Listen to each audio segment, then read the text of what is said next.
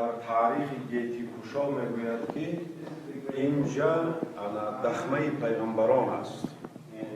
وقتی که از اون آسیای میانه ما امیر تیمور آمده بود، اولین بار این در محکم بود.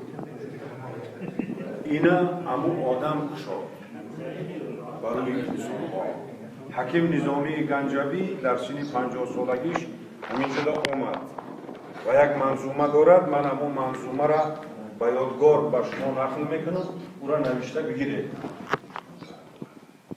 خب حکیم نظامی را منظومش در زیارت همینجا همین خیلی صدا میداد که وقتی که دوستای خدا را زیارت میکنه، اینجا 50 تا پیغمبری بنی اسرائیل، اینجا زکریا علیه السلام، فرزندشون یحیی علیه السلام، از پیغمبرای بنی اسرائیل 50 نفر میبینه که همه دوستای خدا در زیر خاک هستند.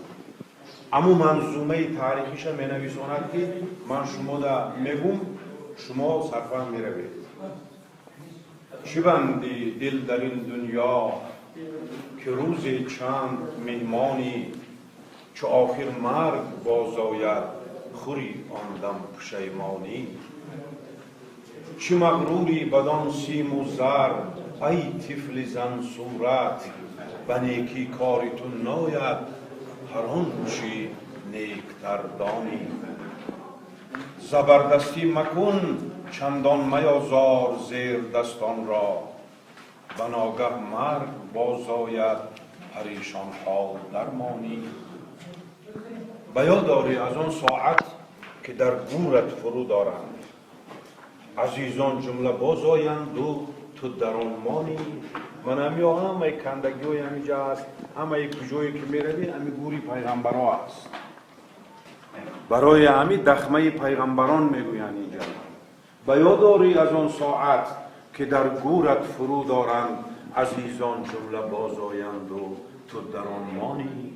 کجا آدم، کجا حوا، کجا یوسف، کجا موسی، کجا ایوب، زکریا، کجا شد نوح طوفانی.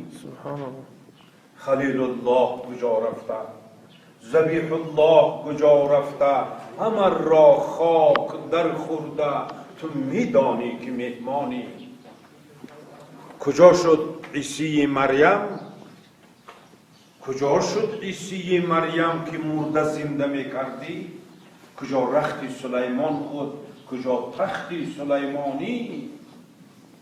چو ختم الانبیا هم رفت، کجا کس دیگر ماند به جز ذات مقدس قادر قیوم صمدانی. و 50 رفتی و آخر یکی نیکو به دست داری، وگرنه هیزمی دوزخ تو اول این یقین دانی. نظامی گر تو میدانی که روزی مرگ در پیش است، غم روزی قیامت خور چه چندین قصه میخوانی.